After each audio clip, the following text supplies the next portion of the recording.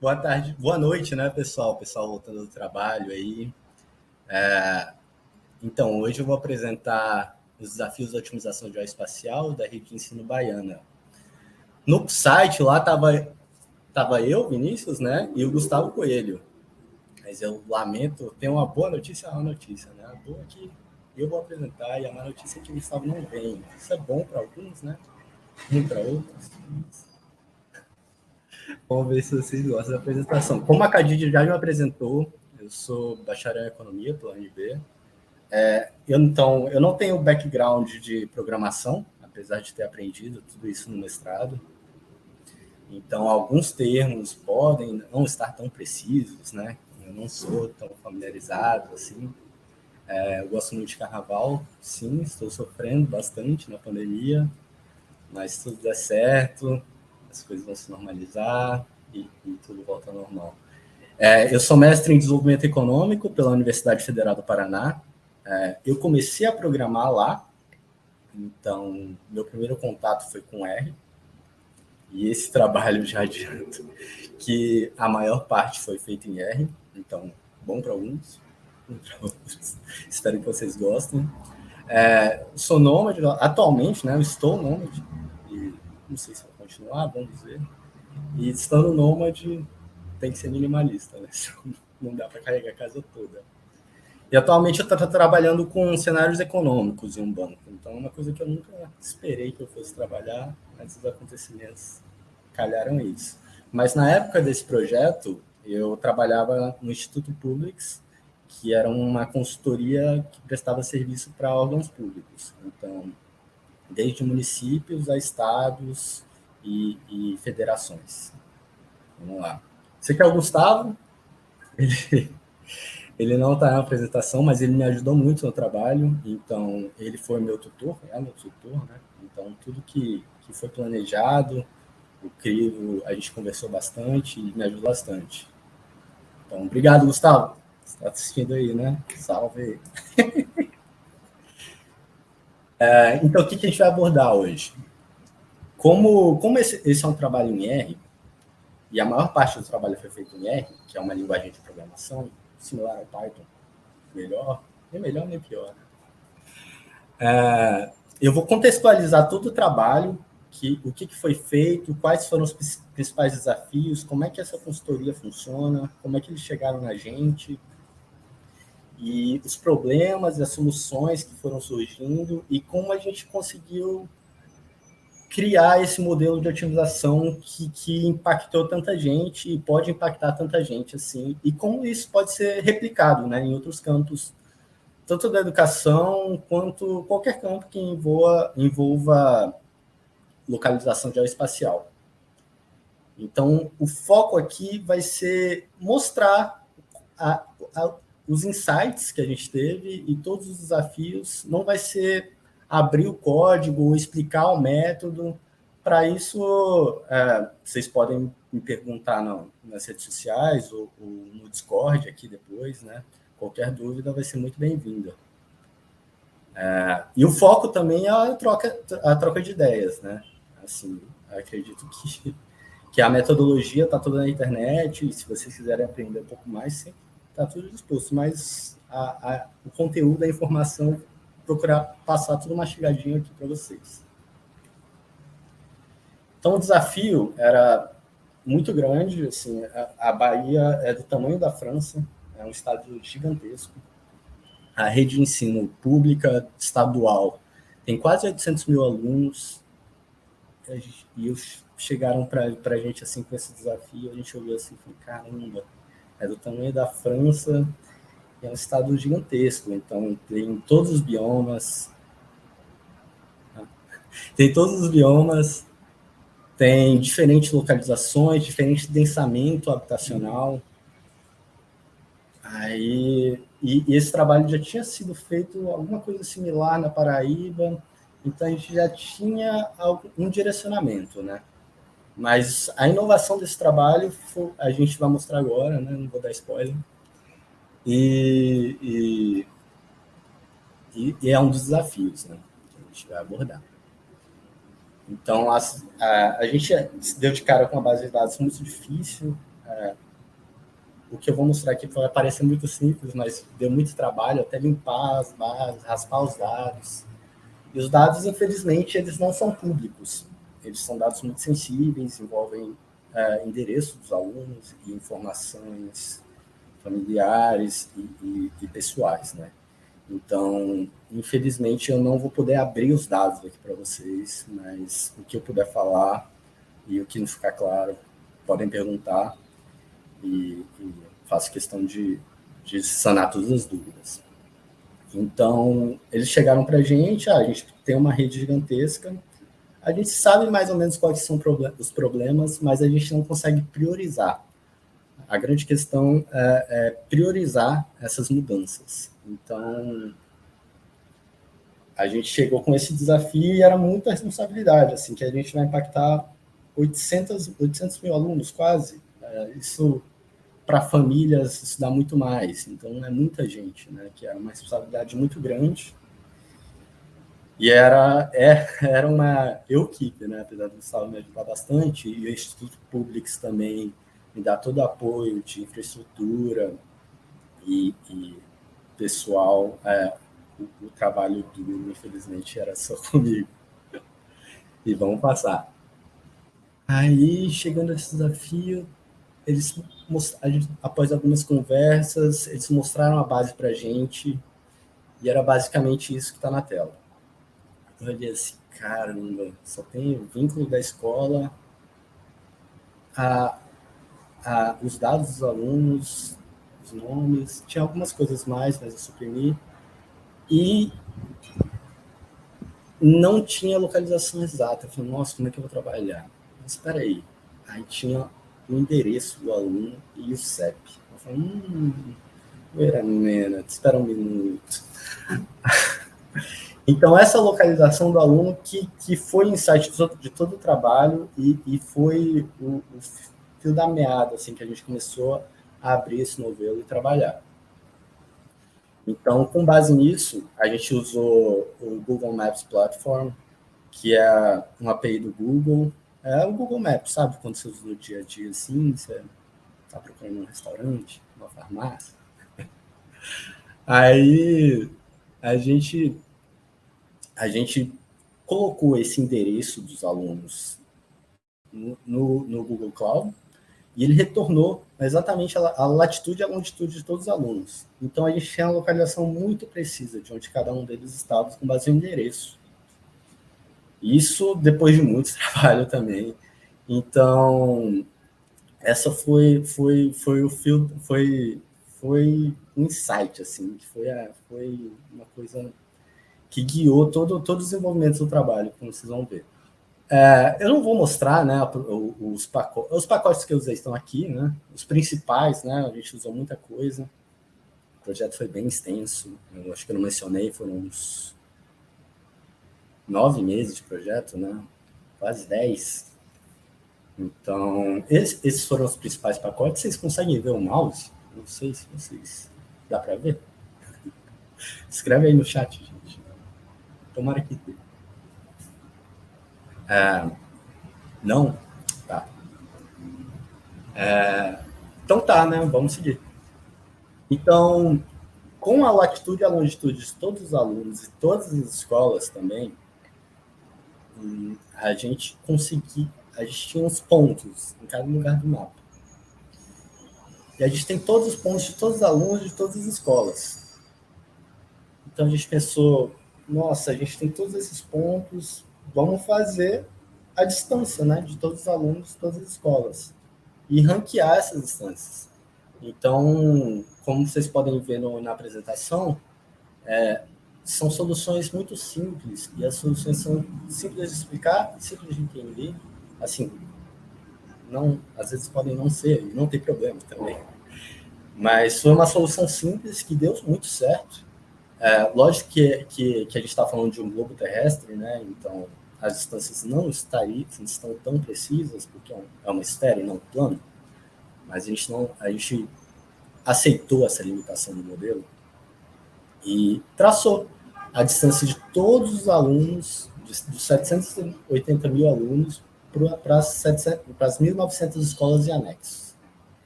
Então, com base nisso, a gente tinha uma base de dados gigantesca. Assim, tem um cálculo aqui na próxima.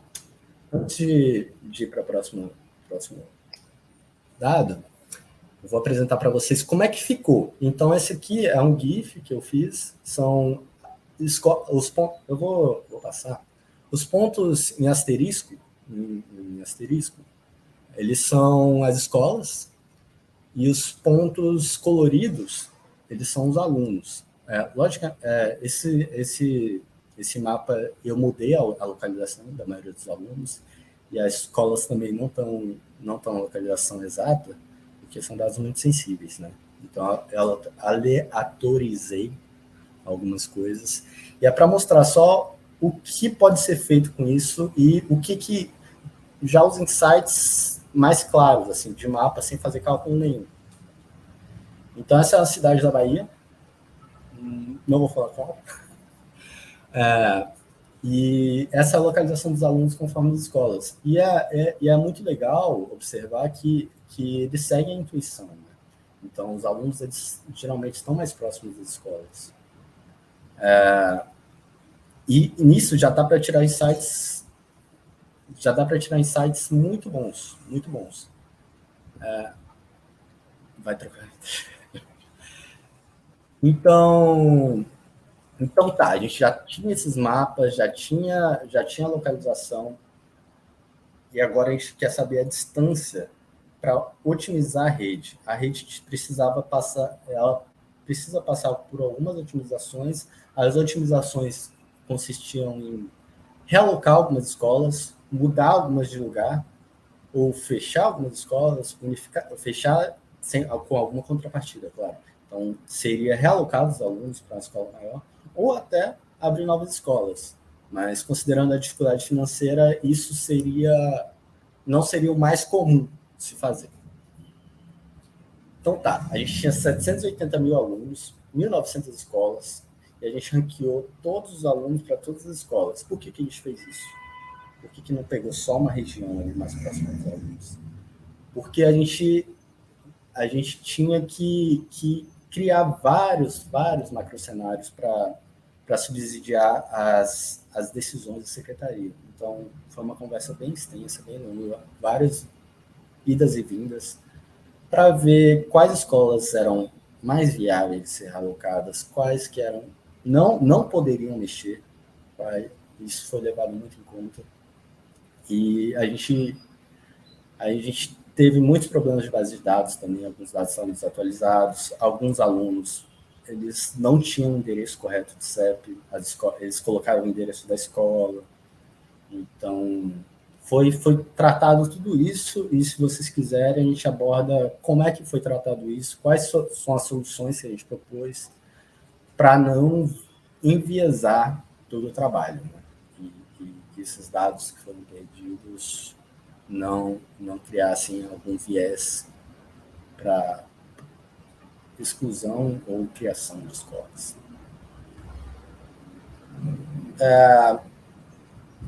Então, como a gente criou vários cenários de criação, exclusão de escolas, mas o cenário ótimo que a gente calculou, e considerando uma média, a gente fez algumas experiências estatísticas, a gente achou um cenário ótimo, com o menor dano para os alunos, em questão de distância, e a gente levou muito em conta o último quartil dos dados, foram só 15 escolas, no máximo, que poderiam ser realocadas para outro lugar. Então, de uma quantidade de 1.900 escolas, isso é menos... Isso é bem pouco, né? É difícil fazer a probabilidade. Mas isso é uma quantidade ínfima de escolas que poderiam ser otimizadas, assim, sem um prejuízo muito grande para os alunos, ou criar um desafio maior para a secretaria, que pode ser feito também, de pegar um transporte para os alunos mais longe, ou realocar as escolas próximas, ou reformar as escolas que iam receber esses alunos. Então, a gente observa com isso que o sistema de ensino está está operando realmente no limite, assim. E o grande desafio e a beleza da economia é lidar com essas decisões difíceis e esses recursos escassos, né? Vamos seguir. Então, como ele já conversou, foram criados 15 macrocenários. A secretaria falava, a gente quer mudar essa escola de lugar, é possível? A gente rodava, a distância vai aumentar muito, se considerar esses alunos aqui, eles não vão ter para onde ir, a distância vai para 20, 30 quilômetros. Então, foi muito importante para fundamentar as decisões. Então, a política pública começou a ser baseada, né, em dados, e não foi vamos ver o que dá. E uma coisa muito interessante também é que a secretaria estava ciente de todos os desafios, mas não conseguia quantificar isso. Então, a gente conseguiu mensurar isso de uma maneira muito boa. Então, dados que podem ser mensurados podem ser avaliados, né? Isso é um importante fator de políticas públicas. A gente criou alguns índices para essa realocação. Um exemplo que eu vou dar foram alguns, assim. Vamos ver se a gente consegue disponibilizar eles. Quem sabe fica na próxima Python Brasil, né? Me chama aí, gente. Então, a distância, e a gente fez a quantidade de alunos por classe. Então, a gente pegou a quantidade de salas de aula, viu a quantidade de alunos, elas operavam bem no limite, assim.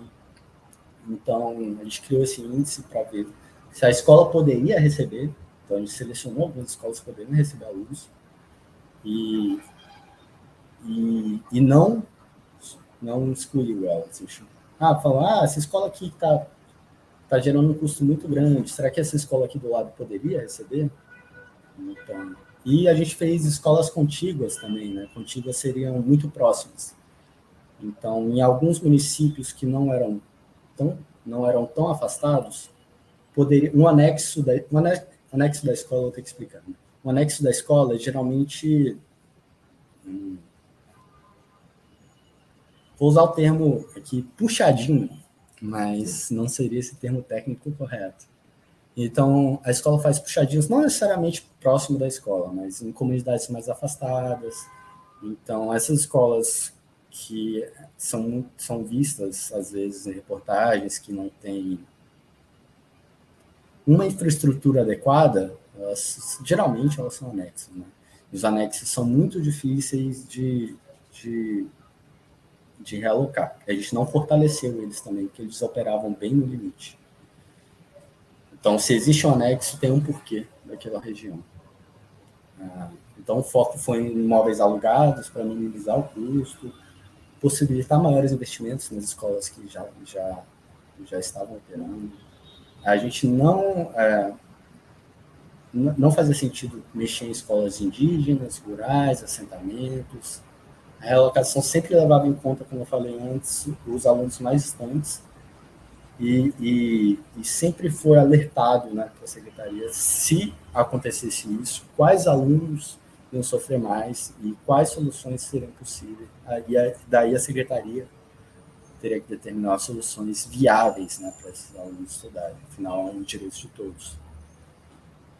E, infelizmente, né, os dados ainda não estão liberados. Então, eu não consegui a liberação dos resultados. E eu nem sei se quais cenários vão ser aplicados. Então, vamos ver aí, né, futuramente, se a gente consegue apresentar os resultados, que eles são bem legais, bem legais. Você falou tudo isso, esse principal desafio já foi, nossa, muito trabalhoso, foi a maior parte da consultoria, mas você falou na palestra também que ia tratar de machine learning. Vou tratar. Então o que a gente usou? Dado que a gente tem toda a localização, latitude e longitude, todos os alunos, a distância para as escolas, esse pontinho azul do mapa, vocês conseguem ver, ele tem uma fórmula que a gente já usou para saber a distância. Então, dá para aplicar mais coisa. Então, o que a gente fez? O que é o K-means, né? Vou explicar. É um aprendizado de máquina não supervisionado. que ele determina os clusters, ou seja, os grupamentos similares. Não sei se seria essa tradução mais precisa. Mas você pega os grupamentos similares e faz a means, a média, né? Então, você faz a média das distâncias e esse K-means, o K é o parâmetro, né, que a gente vai abordar em seguida. Então, você minimiza os erros dessas médias. Então, os erros seriam as distâncias do centroide do cluster até o ponto. Se eu tiver falado alguma coisa errada, pode me corrigir.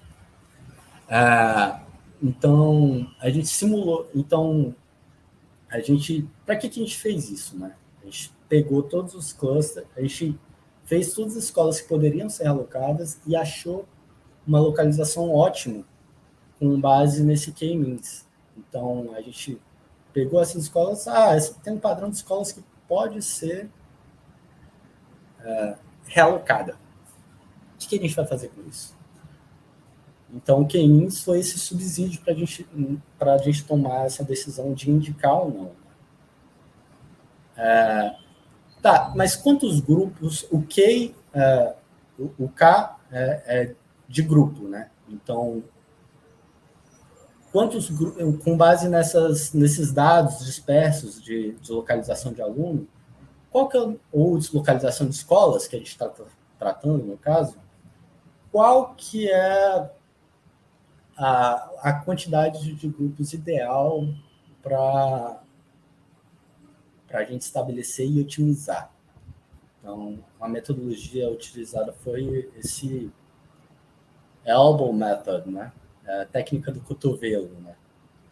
Então, a gente, logicamente, que quando se trata de alunos e localização de alunos, a gente otimizou tanto por alunos quanto por escolas e viu qual que era melhor com base nas médias das distâncias.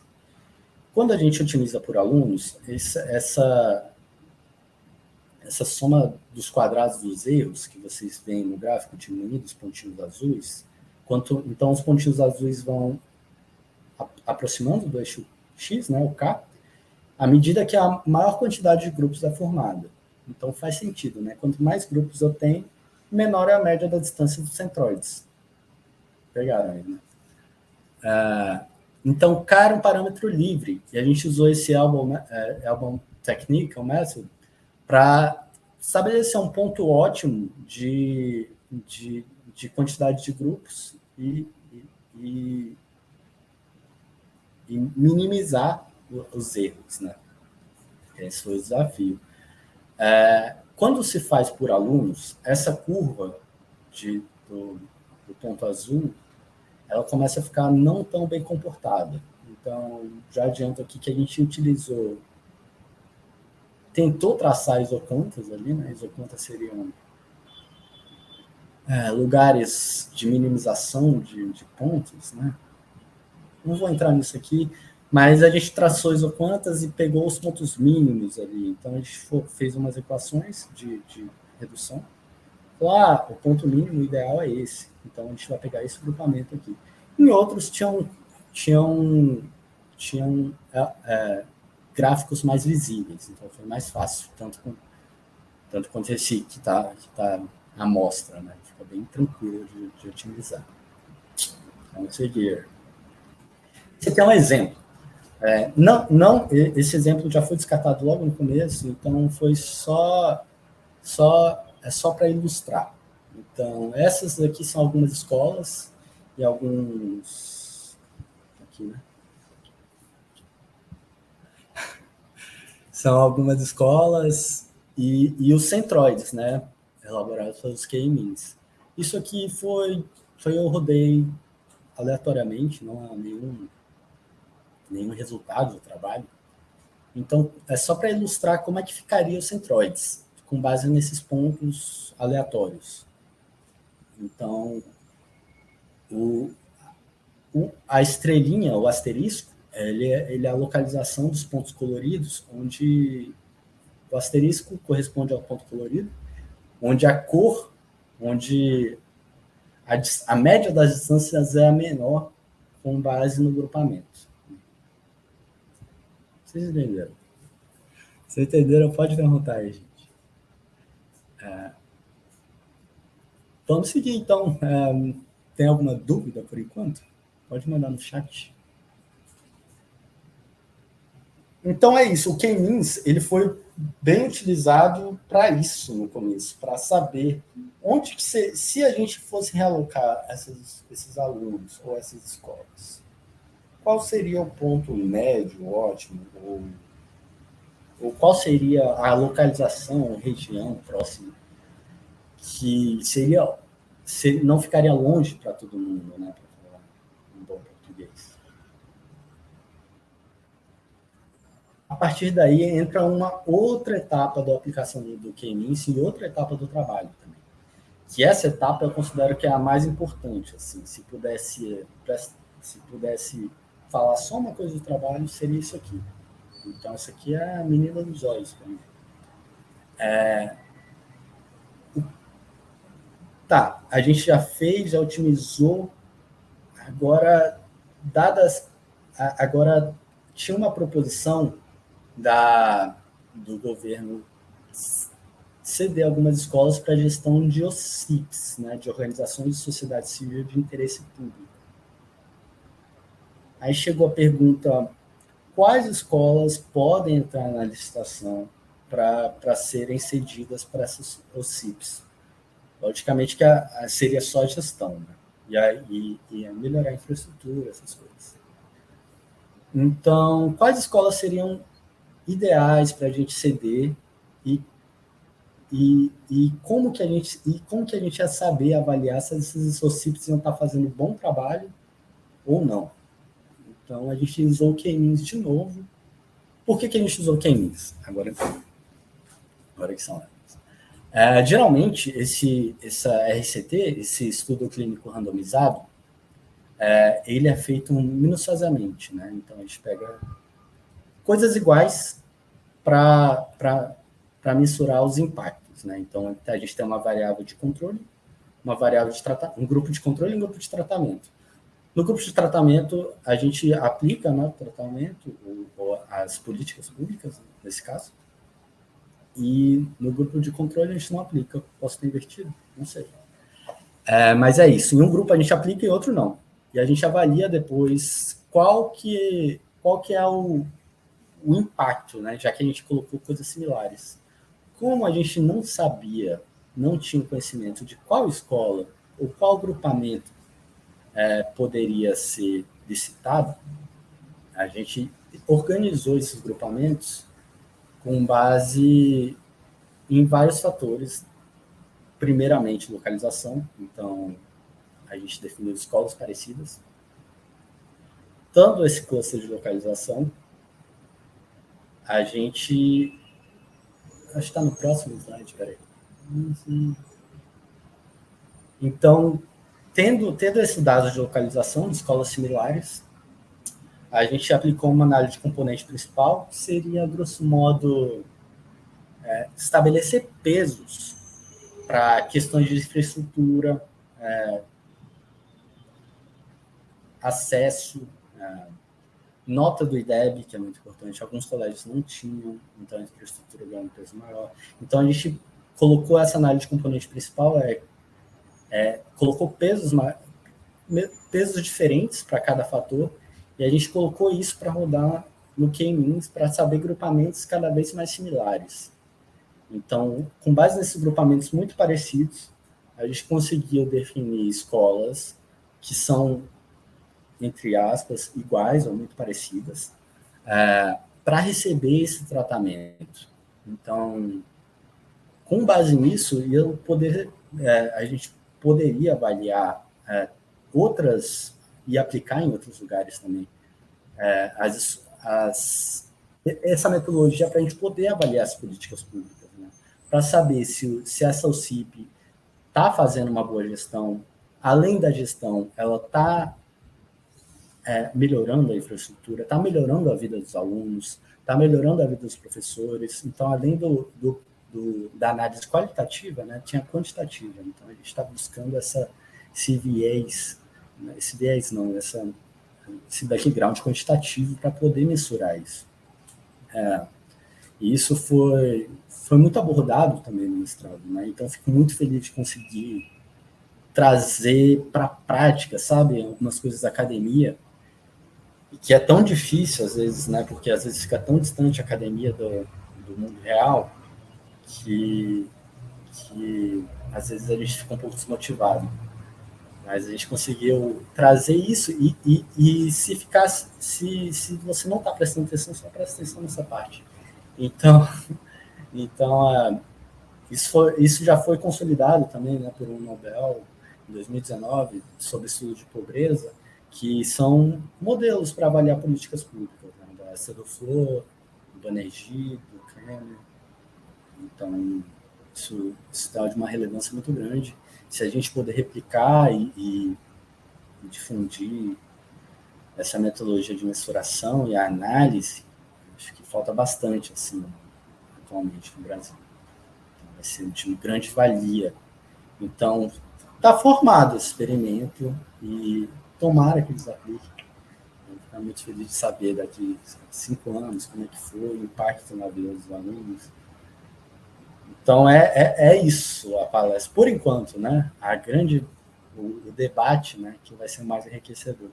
E gostaria de receber muitas perguntas de pontos que vocês gostariam que não ficaram muito claros, que podem ser abordados mais profundamente, o que vocês gostariam de saber. Ah, tá, esqueci do slide. Então, essas são as limitações do modelo também. Então, se alguém quiser dar continuidade ao trabalho, isso eu gostaria de poder abordar mais, e se eu tivesse mais tempo, o que eu faria, o que não pode ser feito também, né, o que é mais importante. Então, geometria utilizada foi a geometria euclidiana. Para um estado, não tem problema, apesar dele ser muito grande, mas eu usaria uma geometria de uma esfera, né, para ter a localização exata, né, talvez mude alguns metros ou até centenas de metros. Então, a minimização de distância não considera empecilhos de deslocamento, rios, montanhas, mata fechada. Então, o que pode ser feito para contornar isso também?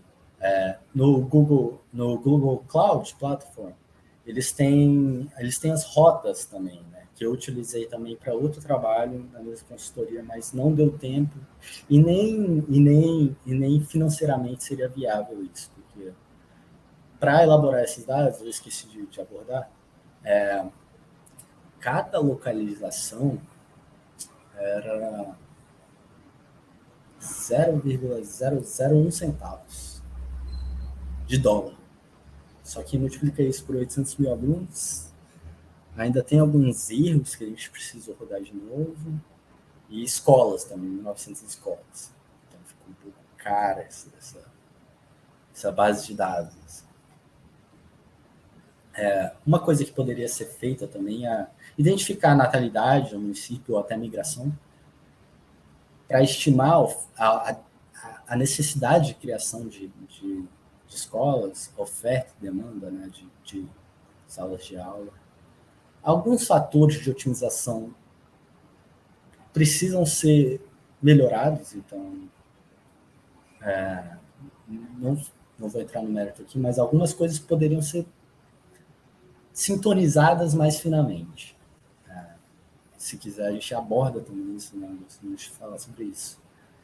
As séries de cada aluno também não foram levadas em conta, isso é uma coisa que precisa ser melhorada. E as rotas de transporte, né, que ficam muito ligadas à minimização da distância, que seria muito bom de ser feito, mas é um custo um pouco maior do que 0,01 centavo de dólar. Então,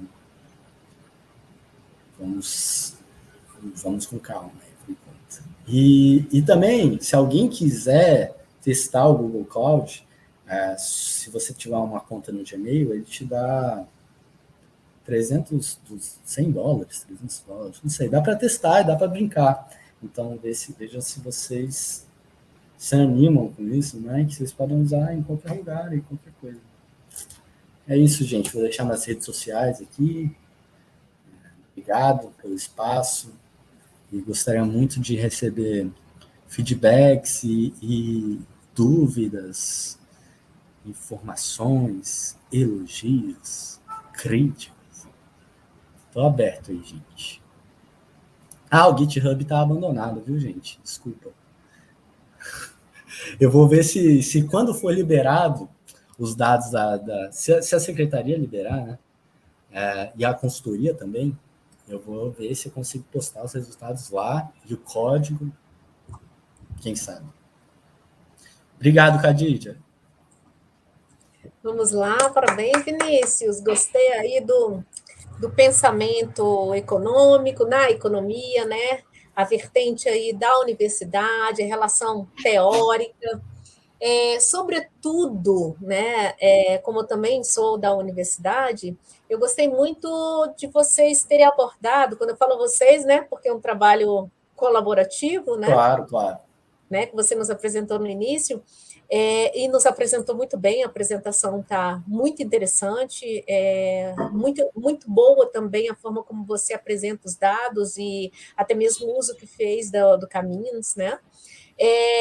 Mas o que me chamou bem a atenção foi a contribuição que o estudo de vocês pode trazer e já está trazendo para a avaliação de políticas públicas. Né?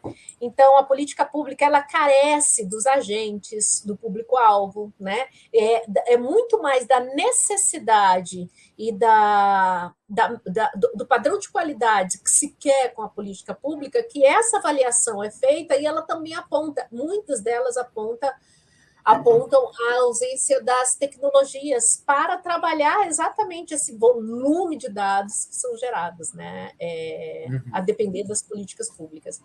No caso de vocês, a aplicação, né, para um estado, olha que bacana. Quem sabe aí vocês tenham aí um investimento, né, a partir desse projeto e ele se torna aí quem sabe, um programa de extensão dentro da universidade, juntamente, porque a extensão universitária é sociedade, né, e universidade. Então, você tem aí um encontro de necessidades, tanto para servir a sociedade, mas também a sociedade com a necessidade do know-how, né, da expertise da universidade. Então, muito obrigada. E vamos aqui, nos términos dos 4 minutinhos que temos, apresentar algumas perguntas. Eu acho que você tem um fã, mas na verdade é um grande amigo seu, né? Cadê aqui o nome dele? Goose Rabbit. Esse é o usuário dele. Você já deve saber, né? Ou seja, orgulho da vida dele que você falou, que ele até comentou aqui. Mas vamos lá. Ele falou o seguinte: como é que você fez para conseguir as distâncias entre alunos e escolas? E também a mesma pergunta: como é que balanceia aí, como balancear as necessidades políticas com o trabalho técnico? Vou responder primeiro da distância, né? Isso.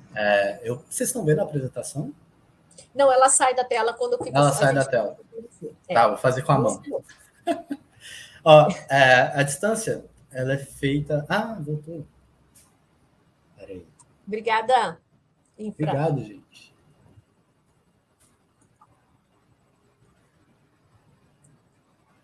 A distância, dá para ver aqui agora. Ela é feita por esse GIF aqui. Esse GIF aqui ilustra bem a distância. Assim. Então, a gente pega o ponto da escola, o ponto do aluno, e a gente faz uma Pitágoras. Então, a gente tem essas coordenadas cartesianas, e a gente acha o ponto, latitude e longitude. Dado esse ponto, se eu estiver entrando muito em termos técnicos, me avisa. A gente pega a distância do ponto ao eixo e a gente calcula o deslocamento no eixo X, na longitude, e deslocamento na latitude. Então, com esse deslocamento aqui, a gente faz a famosa operação de Pitágoras, né, para saber a distância, que é esse ponto aqui. Então, o eixo X, o ponto daqui até aqui, do P ali, do P até o Q no eixo X, E do y até o y2, no y, a gente eleva ao quadrado e tira a raiz para achar a distância. Então, a gente tinha a distância cartesiana, a gente transformou isso em quilômetros para achar e ranquear, né, todas as distâncias. Então, a gente tinha uma base de dados gigantescas. Já o auxílio... Ficou claro, Khadija? Está terminando o tempo, eu estou preocupada. Tá. E políticas públicas, quantas políticas públicas? É uma pergunta muito boa mesmo. Se você descobrir, né? Me avisa. Mas é por meio de muito diálogo mesmo, né? Acho que o diálogo é o principal fator. E difundir o trabalho para criar uma pressão na sociedade para a gente conseguir avaliar isso. Então, trazer para o debate. Acho que isso é o mais importante. Maravilha. Último minuto. Vinícius, por favor, depois você visita aqui o nosso Discord, né, da nossa trilha. Agradeço muito a sua disponibilidade. E sim, vamos chamar para ver em 2022 aí, para a gente ver o resultado do trabalho, né? Então, vale a pena, quando você tiver a publicação, o artigo, pelo menos, você trazer ali no perfil do Pai Brasil, faz referência, Python Brasil, né? Faz referência a essa palestra e a gente está aí, pronto para prestigiar e usar, né? Obrigada, parabéns pelo trabalho. Obrigado a vocês pelo espaço. Obrigado, Khadija. Obrigado, Janaína. Tchau. Obrigada às intérpretes e também a Zivile, que esteve aqui, e o Gabu, o Infraboa. Valeu, gente!